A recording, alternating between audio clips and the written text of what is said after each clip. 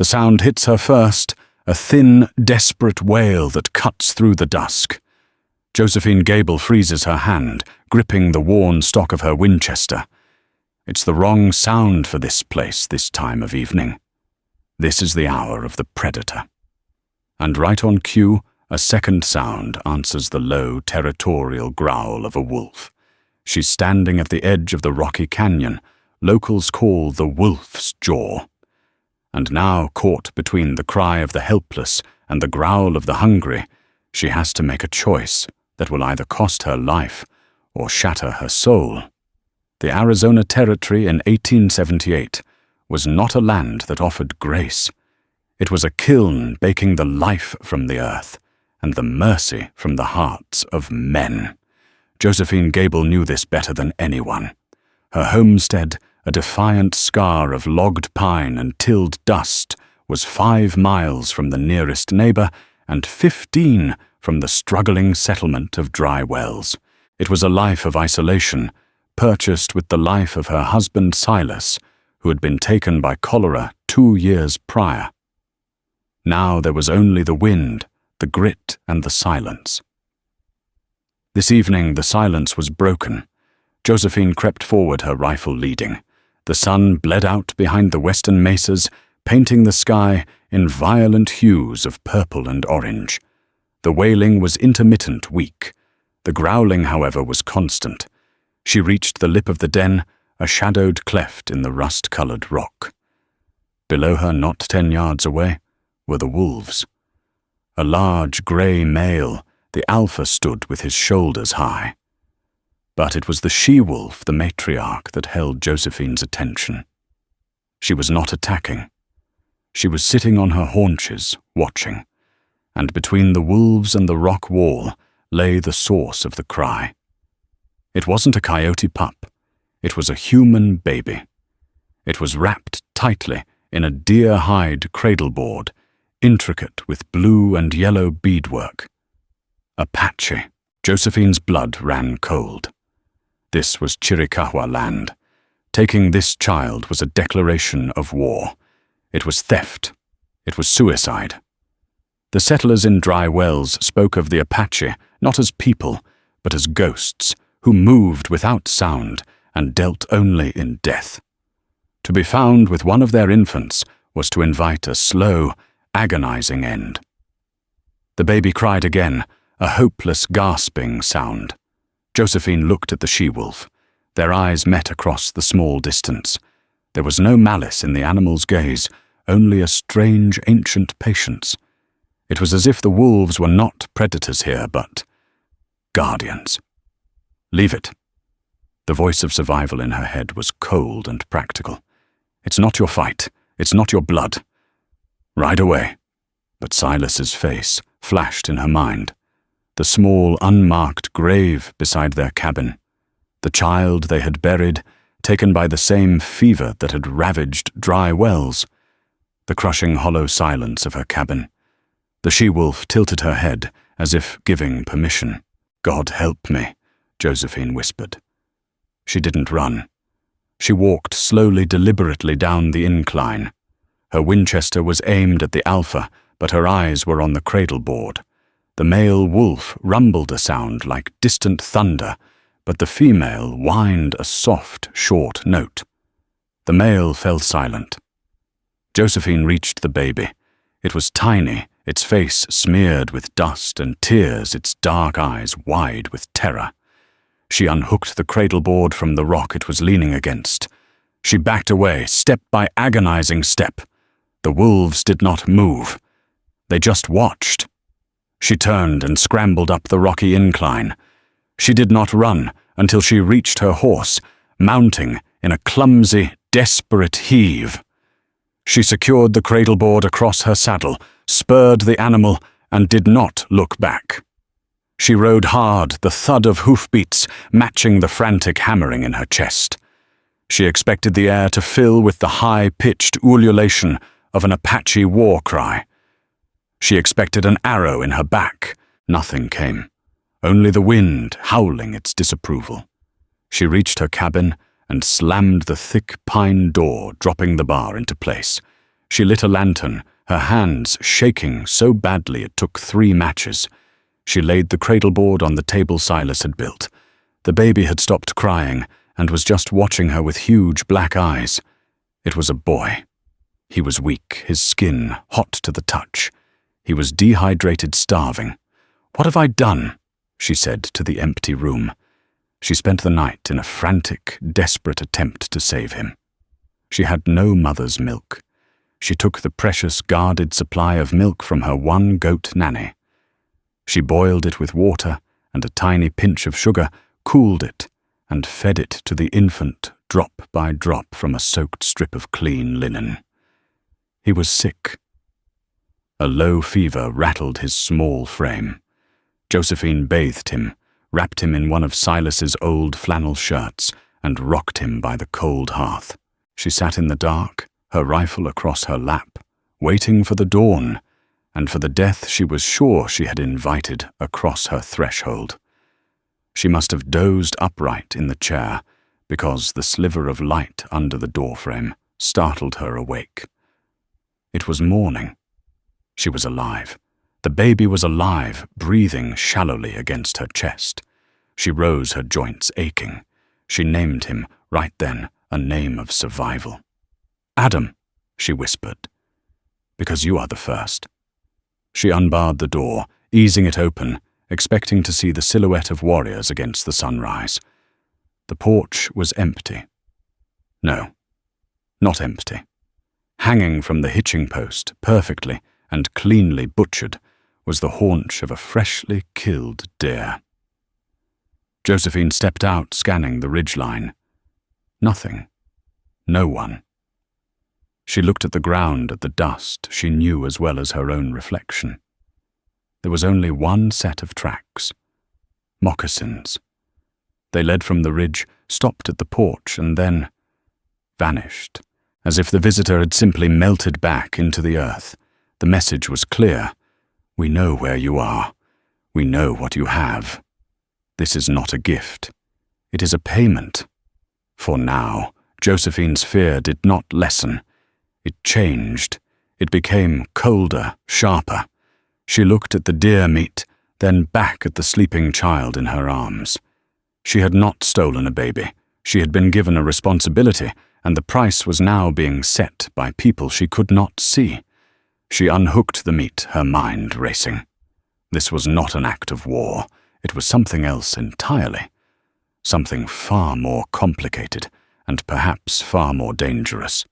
The deer meat was a covenant and a threat. Josephine skinned and salted it with an expert, detached efficiency. Her hands worked, but her mind was on the ridge. She felt watched. Every time she stepped outside to draw water from the well or feed her chickens, the hair on the back of her neck stood on end. The high, lonely wind seemed to carry whispers. She was a prisoner in her own home, guarded by invisible wardens. Adam, as she called him, was a fragile thing. The fever clung to him, a dry heat that parched his skin. The goat's milk and sugar water were a poor substitute for what he needed, but he clung to the linen rag with a desperate, sucking strength that broke Josephine's heart. He was a fighter. She learned his cries. One was for hunger, a sharp, demanding wail. Another was for the fever, a low, pitiful moan. 2 days passed. The isolation was maddening. The silence was louder than any war cry. On the 3rd morning, she found a new offering. It was not meat. On the flat stump where she split her kindling, there sat a small, tightly woven basket. Inside was a collection of dried herbs and gnarled roots. She didn't recognize them. Beside the basket was a single grey wolf's tail. Josephine touched the herbs, a chill running through her. This was medicine. They knew he was sick. They were not just feeding her. They were trying to save him. The wolf's tail. Was that a token, a sign of the den where she'd found him, a symbol of protection? She brought the basket inside her hands, trembling. She looked at Adam, who was sweating and twisting in his sleep. She was a God-fearing woman, raised on scripture and poultices. These were pagan things. "What choice do I have, little one?" she murmured. She boiled the roots as she would any other, creating a dark, bitter tea. She let it cool and fed it to Adam drop by drop. She burned the dried herbs on a plate, letting the pungent smoke fill the small cabin. That evening, the fever broke. Adam's skin cooled. His breathing evened out. He woke, and for the first time his black eyes seemed to truly focus on her. He made a small cooing sound. Josephine wept, sinking to her knees, a relief so profound it was painful. She had accepted their help. She had tied herself to them. The next morning she knew she had to reply. This silent exchange couldn't be one-sided. If it was a negotiation, she had to show she was negotiating in good faith. She went to the root cellar to the shelves Silas had built. She pulled out 3 jars of her prize-winning peach preserves from the county fair 2 years ago, the last symbols of her old life. She also took a small sack of coffee beans, a luxury she hadn't touched in months. She placed them on the stump. She waited inside, watching through a crack in the door shutter. Hours passed. The sun beat down. Then, just as the shadows began to lengthen, she saw it. It wasn't a ghost, it was a woman. She was young, slender, dressed in a buckskin shirt and skirt. Her black hair was parted in the middle. She moved with a liquid grace, emerging from a cluster of juniper bushes as if she were a part of them. She approached the stump, her movements wary. She saw the jars. She stopped. Josephine could see her profile. The woman's face was a mask of profound, aching sadness. She touched the glass of one of the jars, a gesture of curiosity. Then she looked directly at the cabin. Josephine knew she was seen. The woman did not raise a weapon. She did not smile. She simply held Josephine's gaze for a long, heavy moment. Then she picked up the jars and the coffee turned and vanished back into the juniper. The watching had a face. It was female. It was grieving. This changed everything. This wasn't tribal politics. This was a mother, or an aunt, a sister. This was a woman's pain reaching out to her own. But this new understanding brought a more immediate, practical terror. Josephine was out of goat's milk. The fever had taken the last of Adam's strength, and he needed more. She needed lard. She needed flour. She had to go to town. The thought of dry wells was in many ways more terrifying than the silent woman on the ridge. The Apache might be watching her, but they were logical, predictable in their own way. The townsfolk, fueled by fear and prejudice, were not. She looked at Adam now, swaddled in a wool blanket. How could she hide him? How could she walk into the lion's den and not be devoured? She found an old apple crate, padding it with her softest linens. She would have to cover it, pretend she was transporting. What eggs? Her chickens hadn't laid in weeks. She decided on the truth, or a version of it. She would say it was a sick calf, a runt, she was trying to save. It was a weak lie, but the best she had. She hitched her old mule Buck to the wagon. She placed the crate in the back, covering it loosely with a burlap sack, praying he wouldn't cry. As she climbed onto the wagon seat rifle by her side, she glanced at the ridge. She couldn't see the woman, but she knew she was there. "I'm trying to save him," Josephine said aloud to the wind. She snapped the reins. The wagon lurched forward, beginning the 3-hour journey to Dry Wells. She felt as though she were walking a tightrope, with a chasm of mistrust on one side and a pit of violent hatred on the other. Dry Wells wasn't a town so much as an argument with the desert. It was 2 rows of sun-bleached clapboard buildings facing each other across a river of dust, anchored at one end by a saloon and the other by a church that hadn't seen a preacher in a year. It was ruled by one man, Jedediah Finch. Finch owned the Bar F Ranch, which controlled the only reliable water source for 20 miles. He owned the bank a desk in the back of the saloon, and the sheriff a brutal, quiet man named Brody. Finch was a man hollowed out by grief. His wife and son had been killed in an Apache raid 5 years back. His grief had calcified into a righteous, all-consuming hatred. He was, as he often said, a man who reads his gospel from the trigger of a rifle. Josephine Gable was to Finch an oddity, a woman living alone, on the edge, as he put it. He considered her stubborn, foolish, and perhaps half mad. She pulled the wagon up to Cobb's Mercantile, the dust coating her clothes. She climbed down, her heart pounding. Adam was asleep for now. She hurried inside the bell above the door, ringing with a cheerful lying sound. Cyrus Cobb, the proprietor, was a thin, weasel-like man who survived by reporting everything he saw to Jedediah Finch. "Mrs. Gable, a rare sight," he said, wiping his hands on his apron.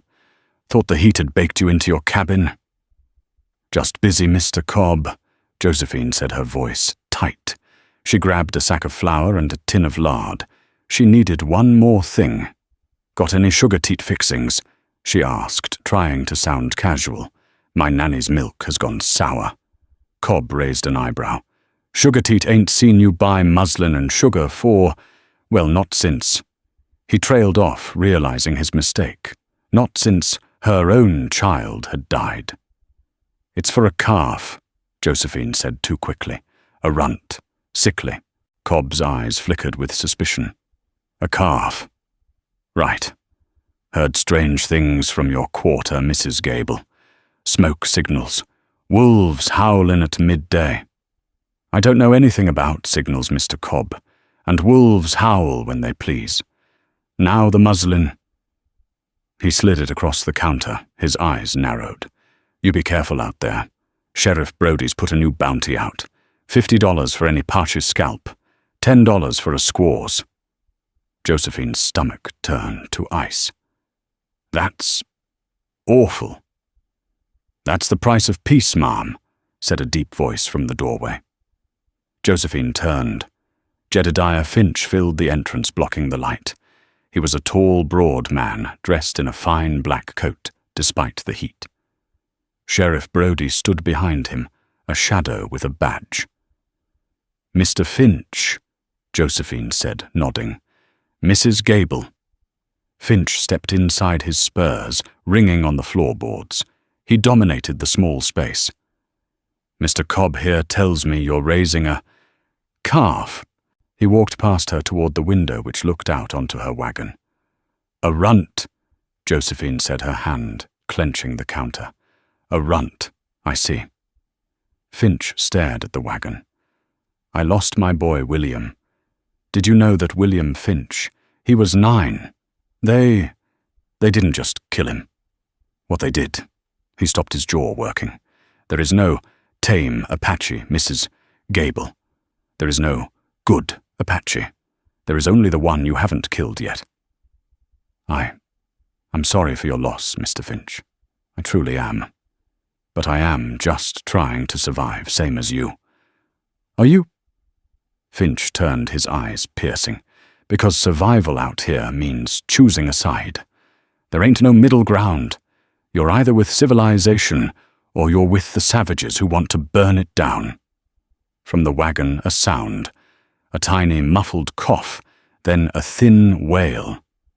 The store went completely silent. Josephine's blood stopped. Cobb's eyes went wide. Brody's hand moved instinct to the butt of his pistol. Finch smiled, a terrible, thin-lipped expression. "That's a strange sound. For a calf." He started for the door. "It's the fever," Josephine blurted out. It makes a high wheezing sound. The heat is making it worse." Finch paused, his hand on the doorframe. He looked at Josephine, then at the wagon, then back at her. He was calculating. Did he call her bluff now in the street and expose whatever she was hiding? "You're a poor liar, Josephine," he said, his voice dropping to a near whisper. "And I don't like liars. Brody and I are riding out this afternoon. We're checking the perimeter. My land. Which, as you know, borders yours." He looked her up and down. "You make sure your calf is gone by the time we get there, or I'll put it down myself. You understand me?" Josephine's entire body was trembling, but she met his gaze. "You stay off my property, Jedediah. The deed is in my name, paid for by my husband's sweat. You have no right." Finch chuckled a dry, cold sound. "Rights are for people in Boston. This is the territory. Out here there is only what you can hold. And you, widow, you can't hold much." He tipped his hat a gesture of pure mockery and strode out into the street, Brody following. Josephine threw the coins on the counter, grabbed her supplies, and ran from the store. She scrambled onto the wagon, not bothering to untie the mule.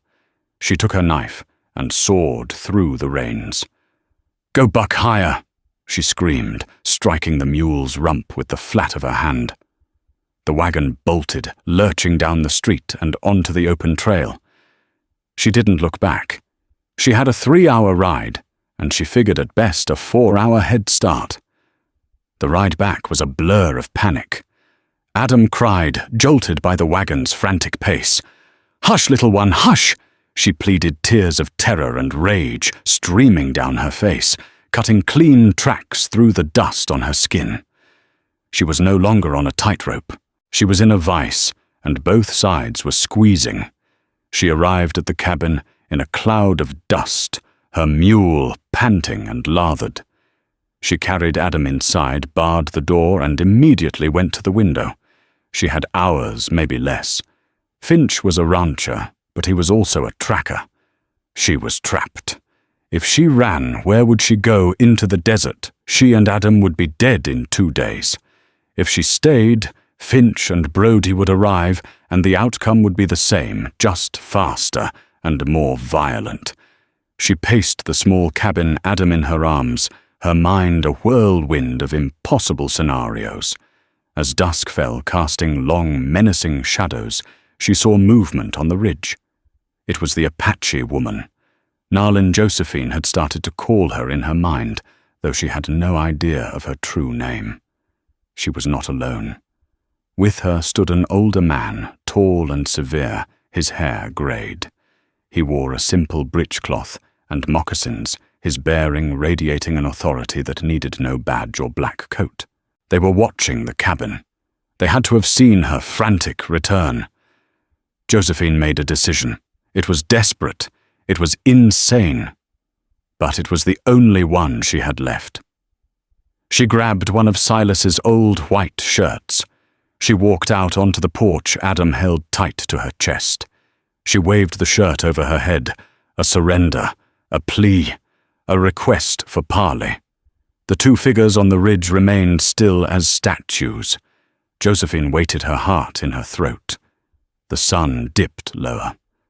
Then the man raised his hand. He turned and spoke to the woman. She disappeared. The man remained watching. Minutes stretched into an eternity. Josephine heard a sound from the other direction, from the draw to the east. It was not the woman. She saw him. A man, not Apache. He was white, dressed in greasy buckskins, his hair long and matted. He carried a long-range buffalo rifle. He was moving in a low crouch, stalking her cabin. Then she saw another. And another. 3 of them. Bounty hunters. Scalp hunters. Cobb's words came rushing back. $50 for a patch scalp. They must have seen the Apache on the ridge. Or perhaps they had been tracking the same band. They were in the middle. A rifle shot cracked the air. The bullet splintered the porch post an inch from Josephine's head. She screamed, diving back into the cabin, slamming the door. Adam was wailing. Another shot, this one shattering the window. Glass exploded inward. "We know you're in there, widow," a harsh voice yelled. "We seen the Apache. Send 'em out or we burn you out." Josephine crawled to her rifle, grabbing a box of cartridges. "They're not here," she screamed, her voice cracking. "It's just me. Me and a baby. Apache baby. You mean—" The man yelled back. "Heard all about it in Dry Wells, that runt calf of yours, Cobb. That weasel Cobb must have told someone. These men weren't Finches. They were freelancers, gutter trash. The man she realized must be Flint, a notorious name whispered in the saloon, a man who hunted men. "Throw out the brat and we'll let you live," Flint shouted. "Go to hell," Josephine screamed. She leveled her Winchester at the window and fired the recoil, rattling her shoulder. A man yelped in pain. "The witch shot me. She's harboring 'em. Get the oil, burn it." Josephine frantically reloaded. This was it. This was how she died. Burned alive for a child she didn't even know. Thwack! It was a sound she had never heard, a wet, heavy impact on the outside of the cabin. The yelling stopped. There was a long, terrible gurgling sound, then silence. Josephine pressed herself against the wall, peering through a crack in the log. One of the bounty hunters was pinned to a tree, an arrow protruding from his throat. From the rocks above, 2 more arrows flew silent and deadly. Thwack! Thwack! The other 2 men fell, one clutching his chest, the other his stomach.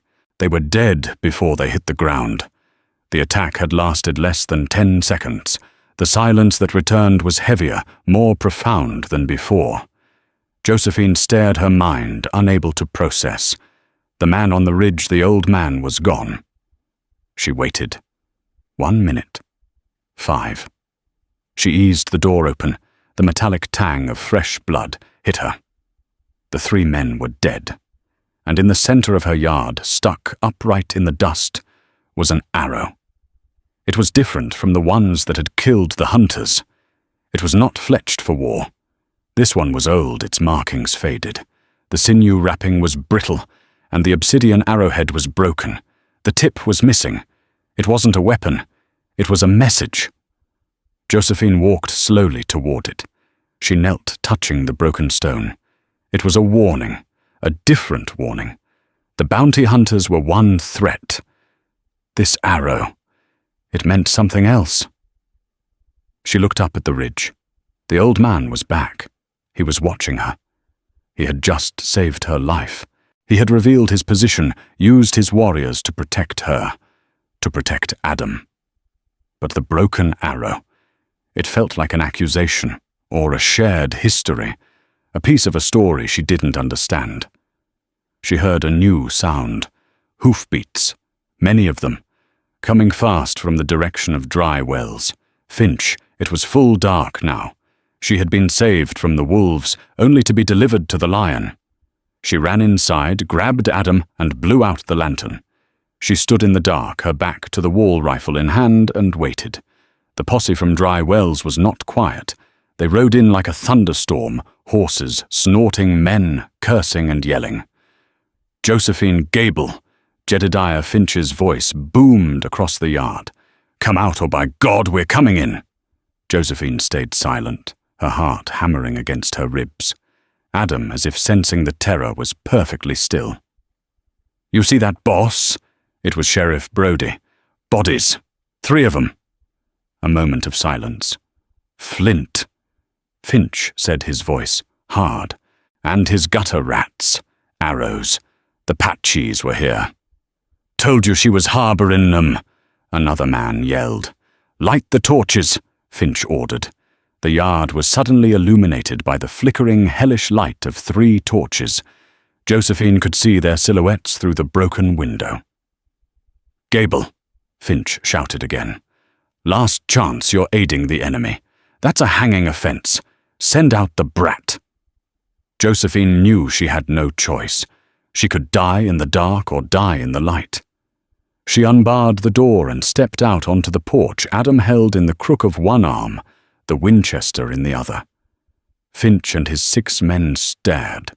Their faces, painted in torchlight, were twisted with anger and suspicion. "So it's true," Finch breathed, his eyes locked on the baby. "You'd betray your own kind for that." "I betrayed no one," Josephine said, her voice shaking but clear. I found him. He was abandoned, left to die. They don't abandon their young. Finch spat. They're animals, but they don't do that. You stole him. No, Josephine cried. He was near the wolves' den. I saved him. And now they're here, Brody said, gesturing to the dead bounty hunters. They came for the baby, and you gave 'em Flint instead. They saved me, Josephine yelled. Flint and his men were going to burn me, alive. They were shooting at me. A likely story, Finch sneered. She's Apache lover, boys. It's plain as day. The men of the posse shifted their rifles, raising. This was the moment. They were going to kill her. Wait. The voice came from the darkness by the ridge.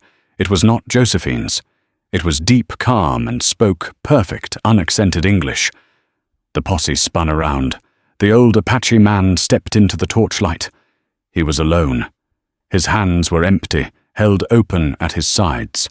The woman Narlin was right behind him. Finch's jaw dropped. Brody chambered around. Don't move, Pacha. My name is Darsan, the old man said, ignoring Brody. He looked only at Finch. And this is Narlin. We are not here to fight you, Jedediah Finch. Finch was stunned into silence. The man knew his name. You have come for the child, Darsan said. We have come for the child, but none of us will have him. He is sick. Josephine looked down. In the chaos, she hadn't realized.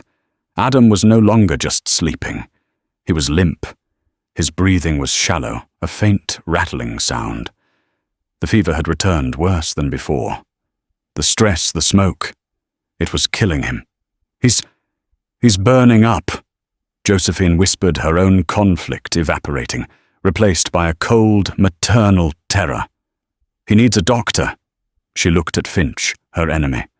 Please, in your posse, is Dr. Coulter with you? Dr. Amos Coulter, the town's drunk physician, was indeed in the back. I'm here, he slurred, but I ain't touching no Pache spawn. He's just a baby, Josephine pleaded. The white man's medicine cannot help him, Darsan said. He took a step forward. The sickness is not in his body. It is in his spirit.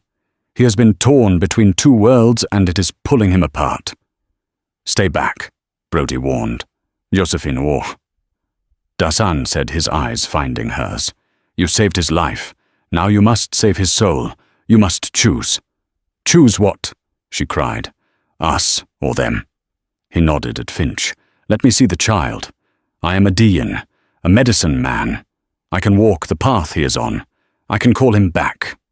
That's witchcraft, one of the posse members shouted. Voodoo. Finch looked at the baby, then at Darsan, then at Josephine. He was a man of cold, hard lines, but even he could see the infant was dying. What will you do? Josephine asked Darsan, her voice small. I will sing, Darsan said, and I will ask the Osun, the Creator, to look down, but I must do it inside, by your hearth. No, Finch roared. I'll not have it. I'll not have a shaman practicing his devilry in a white woman's home. He's dying. Josephine screamed at him, her defenses shattered, leaving only the raw desperation of a mother. She looked at Darsan, at his calm, ancient eyes. She looked at Dr. Coulter, who was already taking a swig from a flask. She made the choice.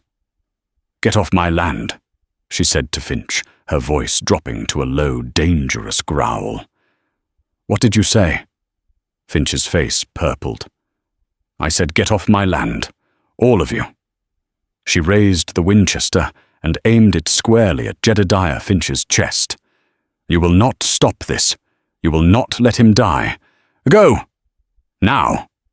Brody raised his rifle. Mrs. Gable put the gun down. You shoot me, you'll hit the baby, Josephine said, her voice dead calm. And Finch dies first. I won't miss at this range. Finch stared at her at the absolute, unwavering conviction in her eyes. He saw a woman he didn't recognize. He saw a woman who had nothing left to lose.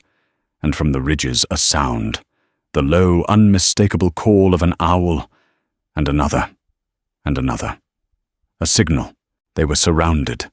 Dasan had not come alone. Finch knew. He was a tactician. He was outmaneuvered. "You've made your bed, Josephine Gable," Finch snarled. "You've chosen the savage. When they turn on, you don't come crawling to us." He wheeled his horse around.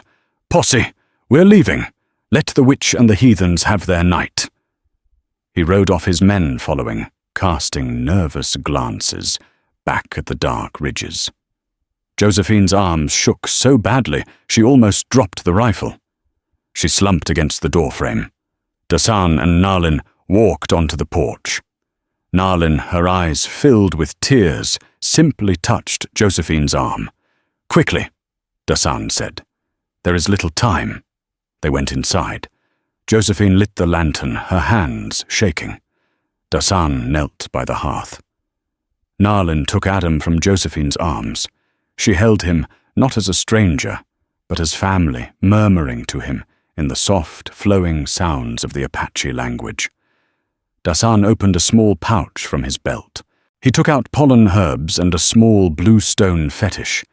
He began to chant, his voice low and rhythmic, a sound that seemed to vibrate with the very dust of the earth. He built a tiny smokeless fire with the herbs and the cabin filled with the sharp, clean scent of sage and pine. Josephine sat on the floor, her back against the wall, her rifle useless beside her. She watched as this man she didn't know, from a people she had been taught to fear, fought for the life of a child that belonged to none of them and all of them. The ritual lasted for hours. The chanting rose and fell. Nalin rocked the baby, her own voice joining the song. Outside, the wind died down, as if the world was holding its breath. Finally, just as the first hint of grey light touched the broken window, Adam's body, which had been rigid with fever, relaxed. He coughed a small, wet sound, and then he cried, a real, strong, angry cry of hunger. Nalin wept, burying her face in his small blanket. Dasan stopped chanting. He looked at Josephine, his face exhausted, but peaceful. "He will live," Dasan said. "His spirit has returned. He is strong." Josephine crawled forward, touching Adam's damp forehead. The fever was gone. It was truly gone. "Thank you," she whispered, the words inadequate.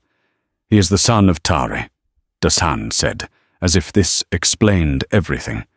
"He has the wolf's blood." "Who is Tari?" Josephine asked. Nalin looked up, her face streaked with tears and dust. "Tari was my sister's husband, the child's father. They are gone," Dasan said, his voice heavy. "And now you must know the truth of the wolf's den." Dasan sat back on his heels, the story weighing on him.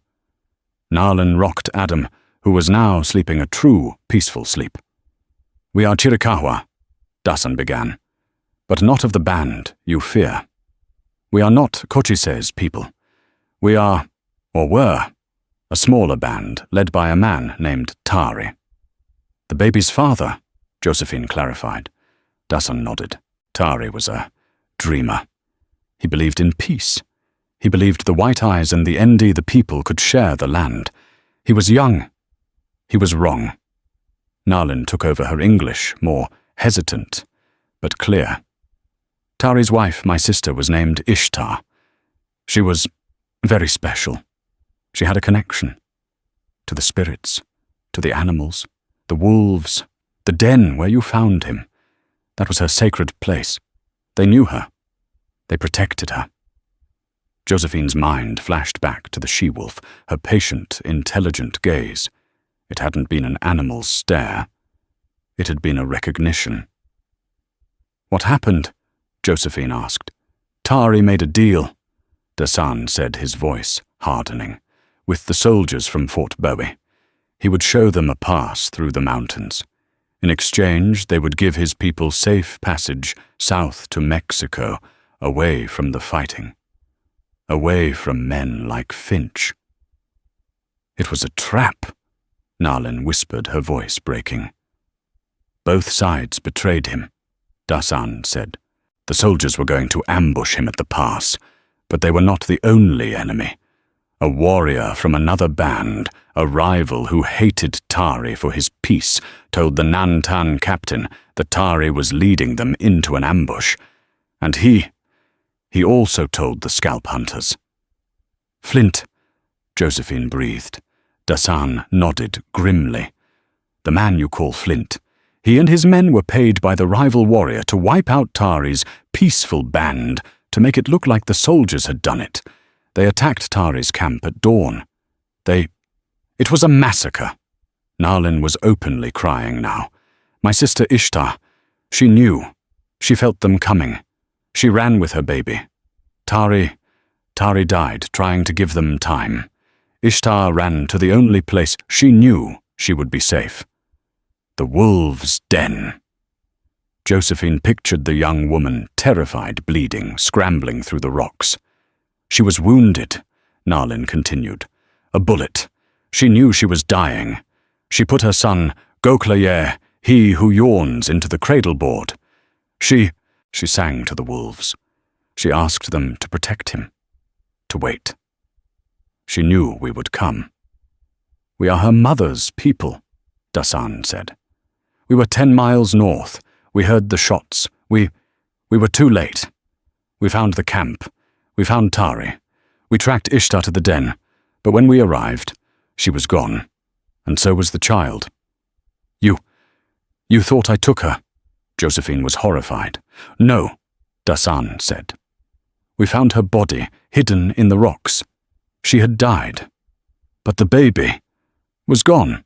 There were horse tracks, shod horse tracks, yours. We followed you. We watched your cabin. We did not know what you were. What I was. If you were like Flint, a flesh-eater, you would have killed the baby. If you were a pity heart, you would have let him die. We waited. Then in the morning, you fed him. The deer meat, Josephine said. It was a test, Dasan confirmed. A flesh-eater would have taken the meat and given nothing. A pity heart would have been afraid. But you took the meat. You saved the child. And then she gave us peaches, Nalin said, a small, sad smile touching her lips. And coffee. We knew then. Your heart was not white. It was a mother's heart. So you helped me. The medicine. We helped him, Dasan corrected. He is the last of Tari's line. He is important. Josephine's mind was reeling. The entire complex, silent negotiation was laid bare. It was never about war. It was about a rescue. But the broken arrow, Josephine said, pointing to where it still lay on her floor. The one in the yard. What did it mean? Dasan's face grew dark. It was not from us. It was from the man who attacked you. Flint. Flint's butt. It was an Apache arrow. Yes, Dasan said. A Chiricahua arrow. An old one. Do you know why Jedediah Finch hates our people so much? Why he leads Possis to hunt us? His wife and son. They were killed in a raid. They were, Dasan said, but not by us.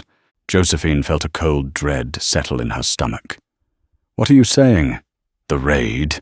It was brutal. Unusually so. Not our way. We strike, we take, we leave.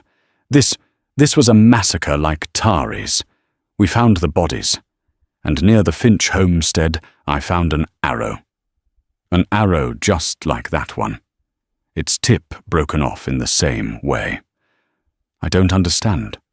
It was Flint, Dasan said, his voice flat and full of certainty. Flint and his men. Years ago, before they hunted us, they hunted anyone. They posed as an Apache war band. They used our arrows. They raided ranches, blaming us, driving the hatred higher. It made their current work much easier, more profitable. Josephine was stunned.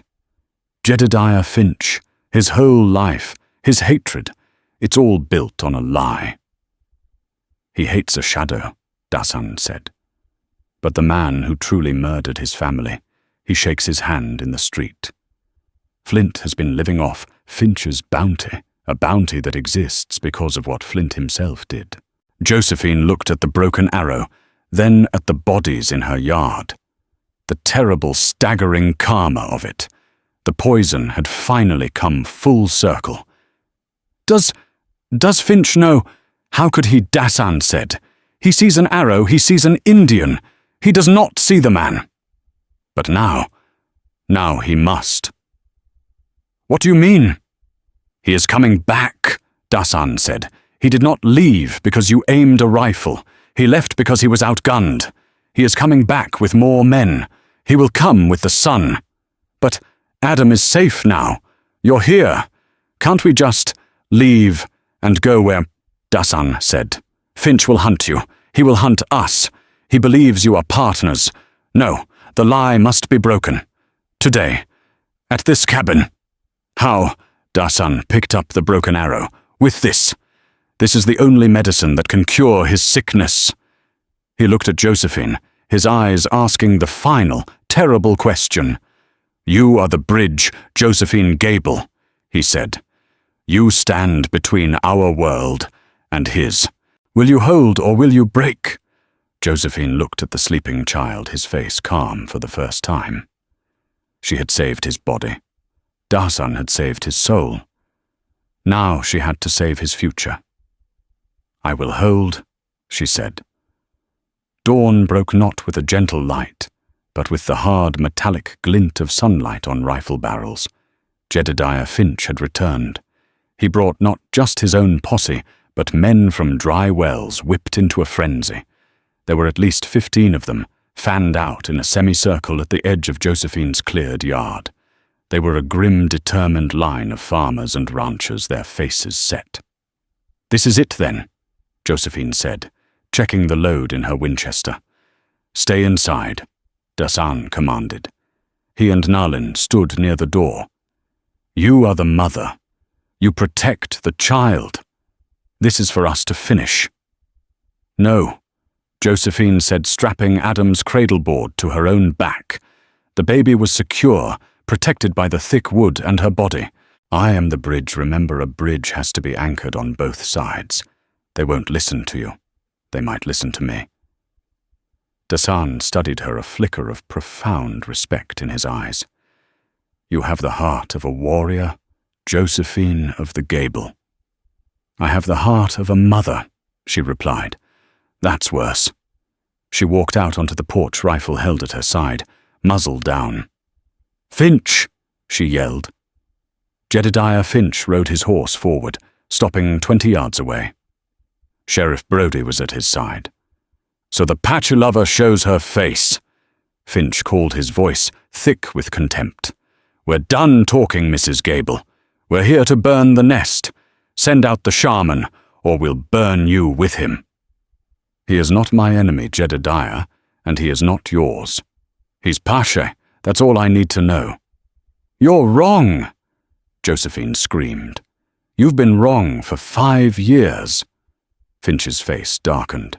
You leave my family out of this, I can't, Josephine said, taking a step off the porch.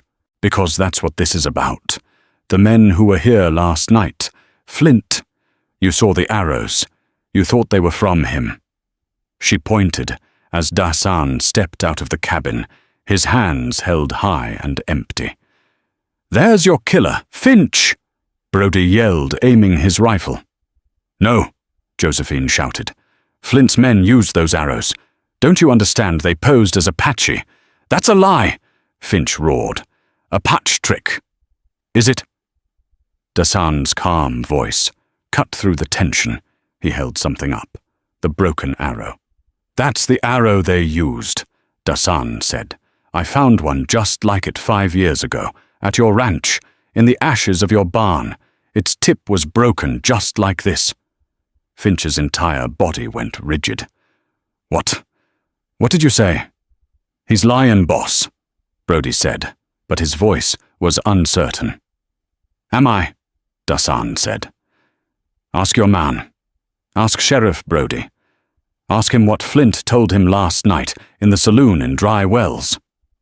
Finch's head snapped toward Brody. "Brody, what's he talking about?" Brody's face was pale. He was trapped. I don't. "He's talking about the joke Flint made," Dasan said, his voice ringing with power. "About how he got paid twice. Once by the rival warrior who betrayed Tari's band, and once by you, Mr. Finch, for the scalps of the very people he was paid to kill." The posse was murmuring. This was getting complicated. "That's not," Brody started, and he joked. Dasan's voice was like ice, about how easy it was, how he'd done it before, how one old arrow from a dead Chiricahua warrior could start a whole war, how it made a man, like you, pay him to kill. Finch slid off his horse. He walked toward Brody, his steps slow, mechanical. "Brody, what did he say?" Brody was sweating his hand, hovering over his gun. "He was drunk, boss. He was just bragging. I didn't think. I thought he was just talking crazy." "What did he say?" "He said," Brody stammered. "He said the best job he ever pulled was the Finch Ranch. Said you paid him $10 a head for Apache scalps for the men he killed. He said, I burned his house and he made me rich for it." The world stopped. Josephine watched as Jedediah Finch's entire reality collapsed. The hatred that had defined him, driven him, consumed him for 5 years, was a lie. He hadn't been fighting for justice. He had been funding his family's murderer. "You knew," Finch whispered to Brody. "You heard him. And you let me ride out here. You let me hunt them." "Boss, Finch didn't yell. He didn't roar. He simply unholstered his pistol. Brody saw it coming. He went for his own gun. "Boss, no." Finch was faster. The shot was deafening in the morning air. Brody crumpled, clutching his chest. The posse stared, stunned. Finch stood over Brody, his hand trembling, the pistol smoking. He looked up, his eyes, hollow, broken. He looked at Dasan. 5 years, Finch whispered. I hunted you." "You hunted a ghost," Dasan said. "We did not kill your family, Jedediah Finch. We found them. We buried them. By your own laws." Finch looked as if he would be sick.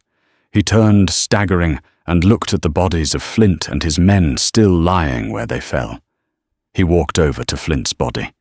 He stared down at the dead scalp hunter, the man he had paid, had drinks with, had trusted. He then looked at Josephine, at the baby on her back. He raised his pistol. Josephine stood her ground, her heart trying to escape her chest. Finch didn't aim at her. He aimed at Flint's body. He fired, and fired, and fired. He emptied his revolver into the corpse, screaming a raw, inhuman sound of agony, rage, and self-loathing. When the gun was empty, he dropped it. He fell to his knees, his shoulders shaking.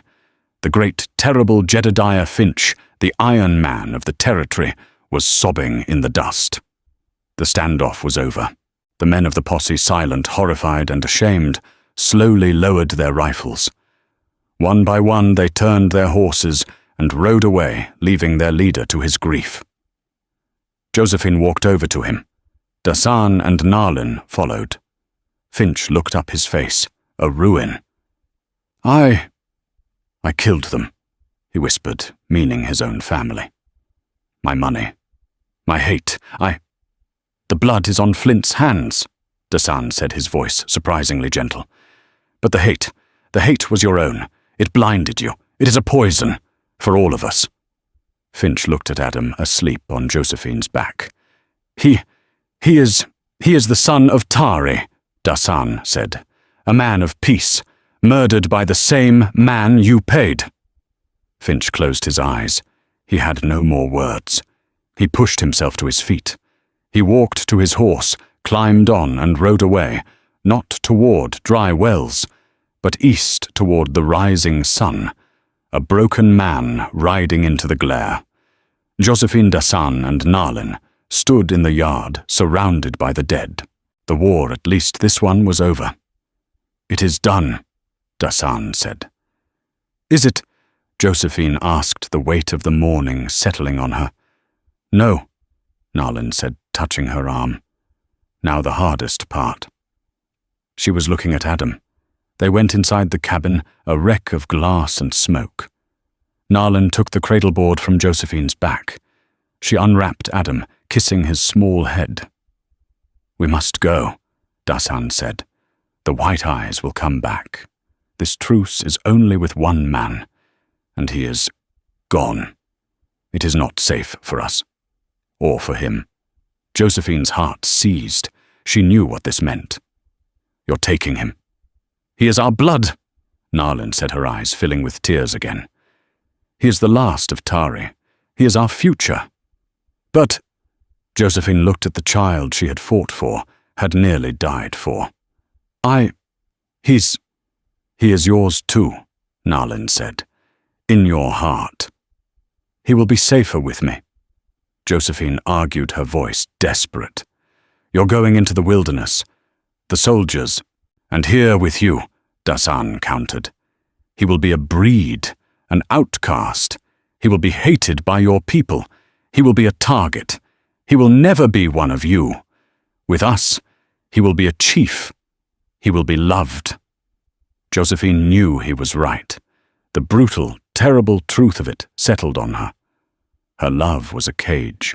Theirs was a future. She nodded a single sharp movement, as if to stop the tears from starting. Let me say goodbye." Nalin handed the baby to her. Josephine held him. She looked into his dark, perfect, sleepy eyes. She kissed his forehead, inhaling his scent of milk and sage smoke. "Joseph Adam," she whispered. My son. Be strong. Be brave. Be like your father. Be a man of peace." She was crying now, hot tears dropping onto his face. She handed him back to Nalin. It was the hardest thing she had ever done. "We will not forget you, Josephine of the Gable," Dassan said. He placed his hand on her shoulder. "You are Tseguchkiden, she who stands on the bridge. You have honored our people. You have honored his mother." Nalin, holding Adam, walked to the door. She paused. She looked back at Josephine, a look of shared, profound maternal grief passing between them. Then they were gone. Josephine stood in the doorway and watched them melt into the landscape, Nalin and Dassan taking the child. She was alone again. She sank to the porch, her body finally surrendering to the exhaustion. She looked at the blood in her yard. She looked at her broken window. The silence that returned to the cabin was heavier than before. It was no longer just empty. It was hollow. She sat there for hours until the sun was high and hot. Finally, she stood up. She got a shovel. She had work to do. There were bodies to bury. There was glass to sweep. There was a life to rebuild. She was starting over again. Months passed. The territory remained a hard land. Jedediah Finch was never seen again. Some said he rode into the desert and died. Others said he went east back to Boston, a haunted man. Dry Wells without his iron grip became a quieter, if poorer, place. Josephine Gable stayed. She rebuilt her window. She tilled her hard land.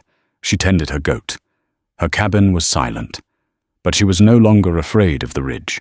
She no longer felt watched. She just felt alone. Then, one evening, as the first chill of winter touched the air, she stepped onto her porch. On the stump where she had once left Peaches sat a small basket. Her heart stopped. She ran to it. It was new, beautifully woven with blue and yellow beads. Apache beads.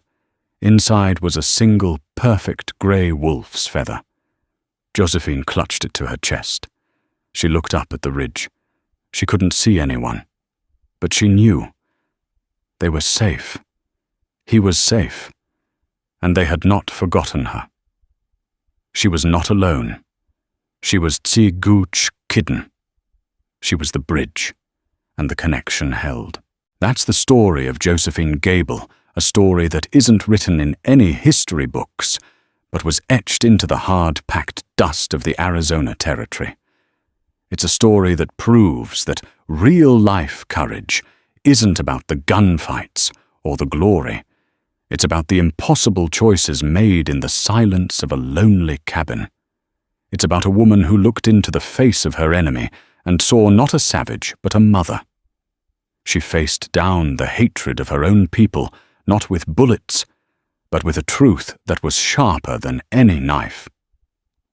Josephine Dasan Nalin and little Adam, they created a new kind of family, one built not on blood, but on a shared survival and a respect that crossed all boundaries. If this story of courage, sacrifice, and the brutal reality of the Wild West moved you, please take a moment to hit that like button. Share this story with someone who needs to hear about real-life strength. And most importantly, subscribe to this channel for more true, untold stories from the frontier. Thank you for listening.